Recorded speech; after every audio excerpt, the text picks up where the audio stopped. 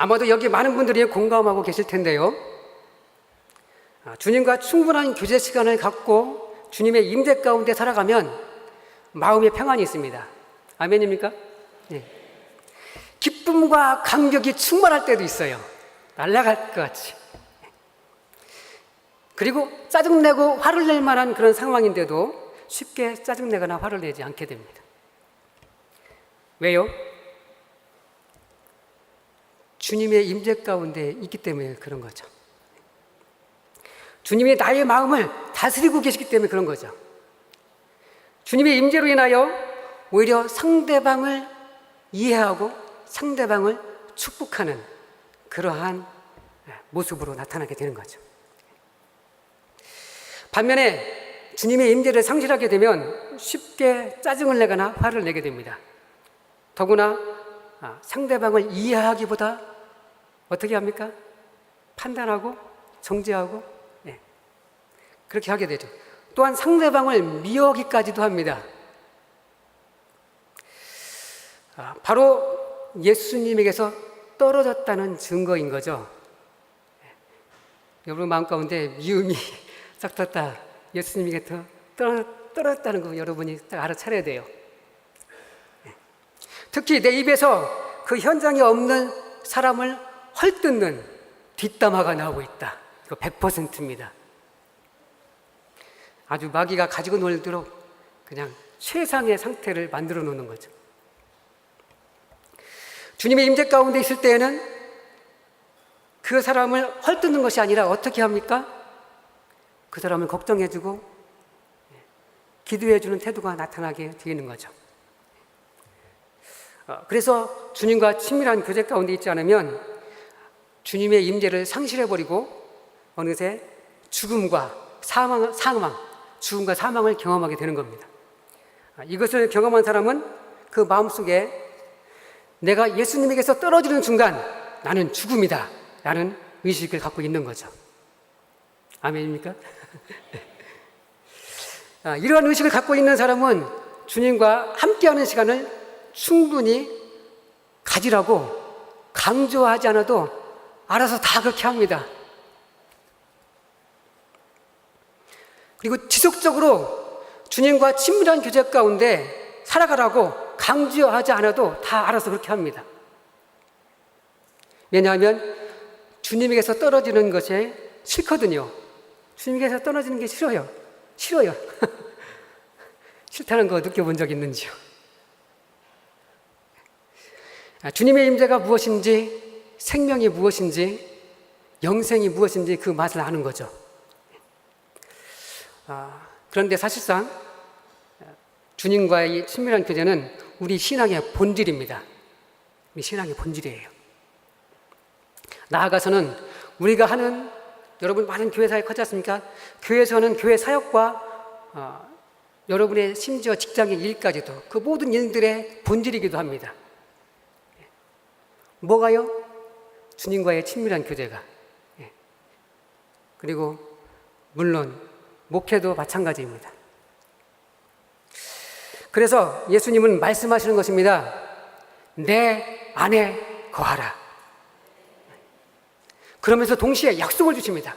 주님은 명령만 하는 것이 아니라 약속도 주세요. 뭐라고 약속을 주십니까? 나도 너희 안에 거하리라. 바로 예수님께서는 우리 신앙의 기본이요 기초가 되는 그 신앙의 본질을 정확하게 짚어주고 계신 것입니다. 내가 주님 안에 거하고 주님이 내 안에 거하는 것은 기본적으로 주님과의 친밀한 교제 가운데에 있을 때에 이루어지는 겁니다. 생각해 보십시오. 주님이 내 안에 거시면 어떤 일이 벌어지겠습니까?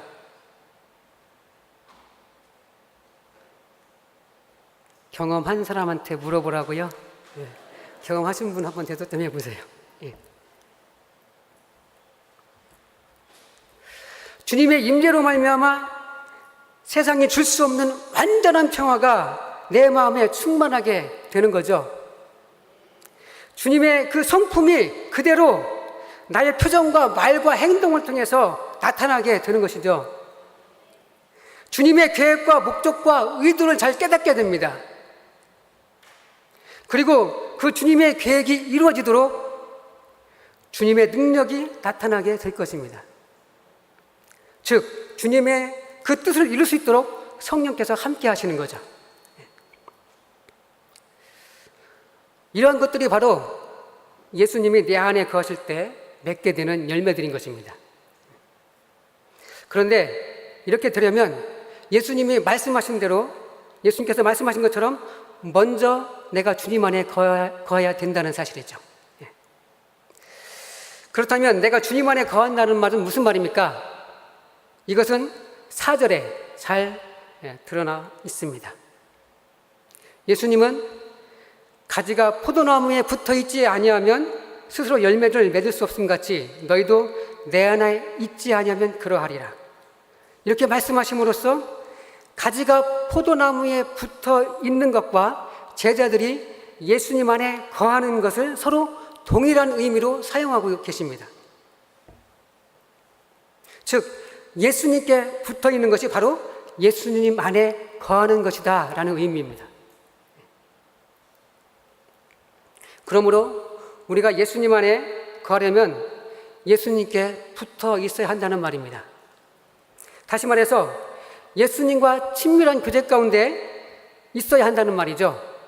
따라서 우리가 예수님의 말씀대로 예수님 안에 거하려면 무엇보다도 먼저 예수님과 친밀한 교제 가운데 있어야 한다는 말입니다. 그런데 우리가 상식적으로 판단해도 알 수 있듯이 내가 예수님 안에 있다는 말은 궁극적으로 예수님의 말씀 안에 있다는 말입니다. 이해가 되시죠? 예수님 말씀 안에 있다는 그런 말입니다. 즉, 예수님의 계획과 목적, 예수님의 뜻과 의도 안에 있다는 그런 말입니다. 그러므로 우리가 예수님의 목적과 의도에서 벗어나 있다면 그것은 예수님 안에 거하는 것이 아닙니다. 사실 우리가 주님과 친밀한 교제 가운데 있으면 우리는 주님의 의도에서 벗어나지 않게 되어 있습니다. 예를 들자면 이렇습니다. 우리가 주님과 친밀한 교제 가운데 있으면 우리는 교회의 다른 지체들을 사랑하게 되어 있습니다. 만일 지체 중에 누구 한 사람이라도 미워하게 된다면 그것은 주님과의 교제가 이루어지고 있지 않다는 그런 증거입니다. 이렇게 되면 주님이 내 안에 거하지 않게 됩니다. 즉, 주님께서 주님의 임재를 나타내시지 않습니다. 주님께서 주님의 임재를 거두어 가시는 거죠. 왜냐하면 주님의 말씀에서 주님의 의도에서 벗어났기 때문에 그런 것입니다. 그래서 주님의 임재를 다시 회복하려면 주님의 말씀대로 주님의 의도대로 돌이켜야 하는 것입니다. 용서가 잘 안 되어도 용서하라고 말씀하셨기 때문에 의지적으로 용서하는 거죠. 의지를 다해서. 용서는 의지입니다. 그리고 그 지체를 끊임없이 축복하는 것입니다. 미움 감정이 올라올 때마다 주님을 대면하여 서서 주님, 제가 주님의 말씀에 순종하겠습니다. 이렇게 하고 그렇게 고백하면서 내가 할 수 있는 최고의 말로 그 지체를 축복하는 것입니다. 이것을 지속적으로 하다 보면 그 미운 감정마저 점점 소멸되는 것을 경험하게 되는 것이죠. 사실 이 과정 속에서 엄청난 위로로 주님이 함께 하심을 느끼게 됩니다. 주님의 임재가 회복된 거죠. 그러므로 주님 안에 거한다는 말은 주님과의 친밀한 교제 가운데 주님의 말씀 안에 거하는 것을 말하는 것입니다. 예수님께서도 내 안에 거하라 그렇게 말씀하시기 바로 직전에 뭐라고 말씀하십니까? 너희는 내가 일러준 말로 이미 깨끗하여졌으니, 이렇게 말씀하신 것처럼 주님의 말씀은 역시 주님과의 친밀한 교제가 가능하도록 우리를 깨끗하게 해준다는 거죠. 그래서 말씀을 바탕으로 주님과 친밀한 교제 가운데 있으면 주님이 우리 안에 거하신다는 말씀입니다. 즉 주님의 임재를 나타내시겠다는 말씀입니다. 그래서 주님의 말씀은 주님과의 친밀한 교제가 가능하게 할 뿐만 아니라 주님의 임재를 가져오는 통로 역할을 하는 거예요. 주님은 이 시간 우리에게 말씀하십니다. 내 안에 거하라. 그러므로 우리는 주님에게 올바르게 반응해야 합니다. 그래서 이렇게 고백했으면 좋겠습니다. 한번 따라해 보실래요? 예, 주님. 제가 주님 안에 거하겠습니다. 이 정도 갖고 되겠습니까? 다시 한번요. 예, 주님. 제가 주님 안에 거하겠습니다. 일단 소리는 질렀는데요.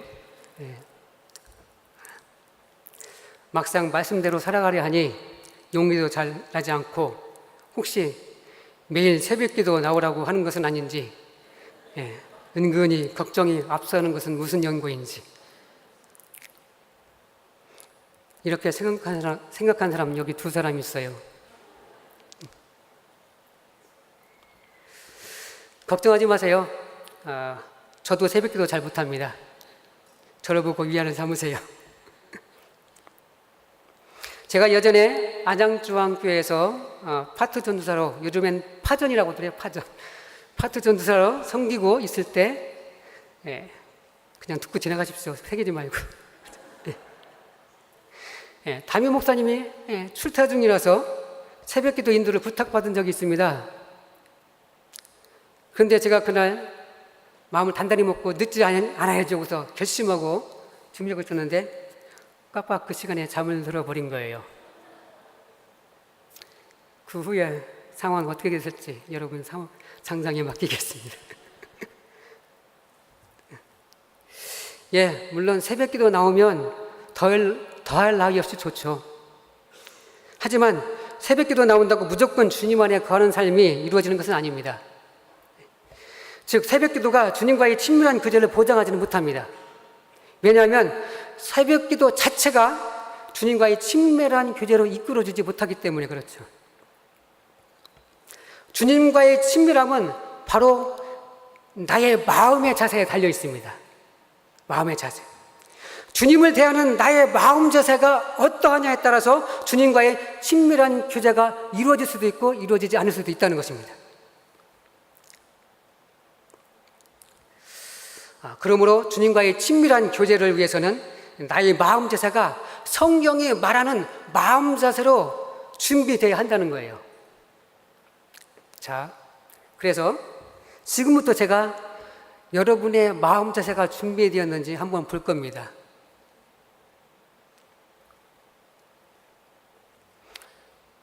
안 보이네요. 제 안에는 아직 투시 원서가 없는 것 같아요.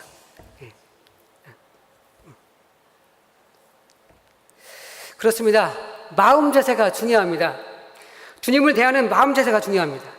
이것은 나의 믿음이 어떻게 시작되었는지 바로 그것과도 관련이 있어요. 나의 믿음이 어떻게 시작되었는지. 그렇기 때문에 이것은 나의 믿음이 성경에서 말하는 믿음인지 아닌지를 구분하는 시금석이 되기도 합니다. 그래서 우리의 믿음이 혹은 우리의 신앙이 성경에서 말하는 신앙이라면 주님과의 친밀한 교제 가운데 있는 것이 정상이라는 거죠. 그러니까 주님과의 친밀한 교제 가운데 없으면, 그렇지 않으면 내 믿음이 정상인지 한번 점검해보라는 말이에요. 내 신앙이 정상인지. 여러분 대부분이 알고 계신 것처럼 마태복음 13장에는 천국에 대한 예수님의 비유가 기록되어 있습니다. 그중 두 가지, 바로 그 밭에 감추인 보화, 그리고 값진 진주 그 비유 두 가지가 나오지 않습니까? 거기에는 두 가지 공통적인 특징이 있어요. 바로 그것을 발견한 사람이 자기의 소유를 다 팔아서 그것을 산다는 거죠. 다 알고 계시죠? 모르는 사람 일어나지 마세요. 예, 효신하니까. 예. 우리의 믿음이 혹은 우리의 신앙이 바로 이와 같습니다. 자기 소유를 다 팔아서 사는 거예요. 우리의 전부를 걸고 그 보화와 같고 값진 진주와 같은 예수님을 사는 것이란 말입니다. 왜 삽니까? 그렇죠. 예. 그 가치를 알기 때문에, 가치를 발견하기 때문에 사는 거죠. 그 값어치를 모르는 사람은 그걸 사겠습니까? 예수님이 왜 진주를 돼지에게 던지지 말라고 말씀하십니까? 왜 그렇죠? 돼지는 그 진주의 가치를 모르잖아요. 그래서 어떻게 해요? 가치를 모르니까 그냥 밟아버리는 거죠. 예. 여러분은 어떻습니까? 예수님의 가치를 좀 발견하셨습니까? 아직 발견하지 못했다면 그 값진 진주를 짓밟고 있을지도 모릅니다. 제가 너무 심하게 얘기하는 건가요? 사도 베드로는 예수님이 그리스도시요 하나님의 아들이라는 것을 깨달았습니다. 발견했습니다. 물론 이것은 성령의 감동하심으로 알게 된 거죠. 그래서 우리가 예수님을 알게 되는 배경은 항상 성령의 조명이 있습니다. 성령께서 비춰주시고 알게 해주시는 거죠. 그래서 사도행전에 보면 베드로는 부활하신 예수님을 증언하면서 예수님이 바로 구주이시고 임금, 즉 왕이시라고 선포하고 있습니다. 예수님 누구라고요? 구주이시고 왕이시다. 네, 선포하는 겁니다. 사도 요한은 어떻습니까? 그는 예수님을 볼 때 그분이 바로 아버지 품속에 있다가 나타내신 바로 그 하나님이라는 것을 발견하게 된 거죠. 그것을 나타내신 그 하나님이라는 것을 본 겁니다. 그리고 성육신하신 그 하나님을 그는 직접 만져보기까지 했죠. 그는 주님의 품에 기대었을 때 주님의 그 심장 소리까지도 들어보았을 것입니다. 성육신하신 독생자의 영광을 그는 가까이에서 보고 느꼈던 거죠. 그리고 그는 예수님 안에는 은혜와 진리가 충만함을 발견할 수 있었습니다. 그리고 요한일서 5장 마지막 부분에서 그는 예수님이 바로 참 하나님이시여 영생이시라고 선포하고 있습니다. 예수님의 그 놀라운 가치들을 발견한 대표적인 사람이 또 있는데 그가 바로 사도 바울입니다. 그는 예전에 유익하게 여기던 모든 것을 배설물로 여길 정도로 오직 예수님 알기를 간절히 추구했던 사람입니다. 그래서 그가 경험하고 알았던 그리스도를 소개할 때 그는 고린도전서 1장에서 이렇게 말합니다. 유대인은 표적을 구하고 헬라인은 지혜를 찾으나 우리는 십자가에 못 박힌 그리스도를 전하니 유대인에게는 거리끼는 것이요 이방인에게는 미련한 것이로되 오직 부르심을 받은 자들에게는 유대인이나 헬라인이나 그리스도는 하나님의 능력이요 하나님의 지혜이니라. 그는 그리스도 안에서 하나님의 능력과 하나님의 지혜를 본 것입니다. 그러면서 그는 또 이렇게 선포합니다. 너희는 하나님으로부터 나서 그리스도 예수 안에 있고 예수는 하나님으로부터 나와서 우리에게 지혜와 의로움과 거룩함과 구원함이 되셨으니 기록된 바 사랑하는 자는 주 안에서 사랑하라 함과 같게 하려 함이라. 그래서 그의 자랑거리는 오직 그리스도밖에 없었던 겁니다. 오직 그리스도밖에. 여러분의 자랑거리는 누굽니까? 여러분 자식입니까? 여러분의 자랑거리가 그리스도이길 바랍니다. 누가 우리의 지혜가 될 수 있고 누가 우리의 의로움이 될 수 있으며 누가 우리의 거룩함이 될 수 있습니까? 누가 우리의 구원함이 될 수 있겠습니까? 그리스도밖에 없는 겁니다. 이 세 사람의 경험만을 보더라도 우리는 예수님이 어떤 분이신지 충분히 그분의 가치를 발견할 수 있게 됩니다. 이렇게 존귀한 분을, 이렇게 귀한 분을 우리가 어떻게 소홀히 여기며 살 수 있겠어요? 어떻게 주님과 함께하는 시간, 바로 주님과 교제하는 시간을 뒷전으로 미룰 수 있느냐 말입니다. 예수님이 이 세상 그 무엇과도 비교할 수 없는 유일한 최고의 가치임을 발견한 사람은 사도 바울처럼 예수님을 얻고 예수님을 알기 위해, 예수님과의 친밀한 교제 가운데 거하기 위해, 예수님 안에 거하기 위해 자기 인생을 거는 겁니다. 즉 자기의 전부를 걸어서 예수님을 사는 겁니다. 이게 믿음이고 이게 신앙입니다. 예수님은요, 나를 얻기 위해서 예수님의 다 전부를 건 거예요. 십자가에서 다 쏟아 부으신 거예요. 그렇다면 나도 예수님을 얻기 위해서 나의 전부를 걸어야 하지 않을까요?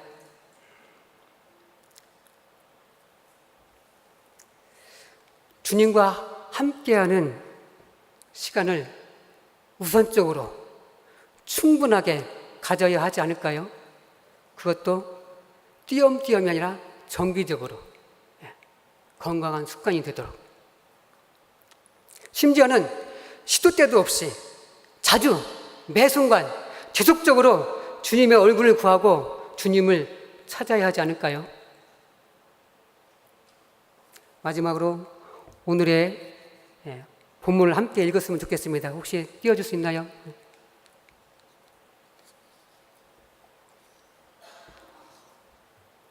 요한복음 15장 1절부터 5절까지 함께 읽겠습니다. 나는 포도나무여 너희는 내 아버지 농부라. 물은 내게 붙어 있어 열매를 맺지 아니하는 가지는 아버지께서 그것을 제거해 버리시고, 물은 열매를 맺는 가지는 더 열매를 맺게 하려 하여 그것을 깨끗하게 하시느니라. 너희는 내가 일러준 말로 이미 깨끗해졌으니 내 안에 거하라. 나도 너희 안에 거하리라. 가지가 포도나무에 붙어 있지 아니하면 스스로 열매를 맺을 수 없음 같이 너희도 내 안에 있지 아니하면 그러하리라. 나는 포도나무여 너희는 가지라.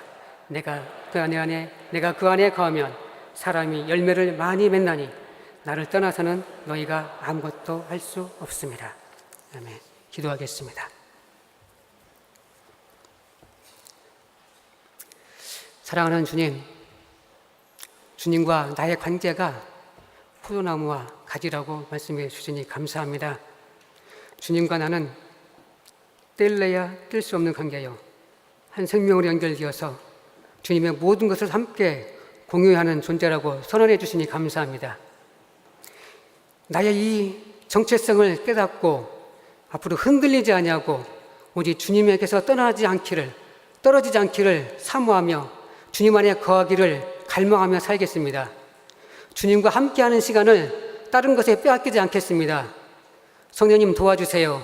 내 마음을 늘 일깨워 주셔서 주님께 붙어있고 주님과 친밀한 교제 가운데에 살고, 그 친밀한 교제 가운데 주님의 임재 가운데 삶으로 말미암아 주님의 성품이, 주님의 뜻을 더 성품이 내 삶을 통해서 드러나고 주님의 의도를 깨닫고 그것대로 이루어가며 주님의 능력으로 주님의 뜻을 이루어가는 삶이 되도록 은혜를 부어 주옵소서. 더 주님 앞에 가까이 나가고 주님 찾고 더 주님 알아가길 원합니다. 우리 가운데 가까이 임하셔서 더 나타내 주옵소서. 주님의 약속대로 나타내 주옵소서. 내 안에 거라, 나도 너희 안에 거리라고 약속해 주신 것처럼 우리 안에, 내 안에 임재로 날마다 나타내 주옵소서. 예수님의 이름으로 기도합니다. 아멘.